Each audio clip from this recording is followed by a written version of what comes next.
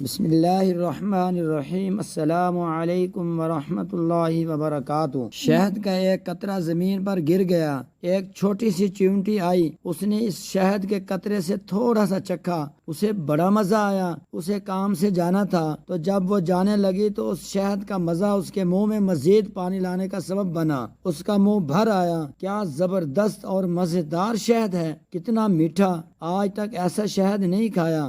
وہ لوٹی اور شہد میں سے تھوڑا سا اور چکھ لیا۔ اس نے دوبارہ جانے کا عزم کیا، مگر اس نے محسوس کیا کہ یہ تھوڑا سا شہد کھانا کافی نہیں، اسے اور کھانا چاہیے۔ وہ رکی اور اس مرتبہ کھانے کے بجائے شہد پر گر پڑی تاکہ وہ کم سے کم وقت میں زیادہ سے زیادہ لذت حاصل کر لے۔ وہ چیونٹی شہد میں غوطہ زن ہو گئی اور لطف اندوز ہونے لگی، مگر افسوس وہ شہد سے باہر نہ نکل سکی۔ شہد کی چکنائی کی وجہ سے اس کے پیر زمین سے چپک گئے تھے اور اس میں انہیں ہلانے کی طاقت نہ رہی۔ وہ شہد میں رہ گئی یہاں تک کہ وہ اسی میں ہی مر گئی۔ اس کی لذت اندوزی نے شہد کو ہی اس کی قبر میں تبدیل کر دیا۔ ایک دانا کا قول ہے، دنیا شہد کے ایک بہت بڑے قطرے کے علاوہ کچھ اور نہیں ہے۔ بس جو بھی اس قطرے شہد میں سے تھوڑا اور بقدر کفایت کھانے پر اکتفا کرے گا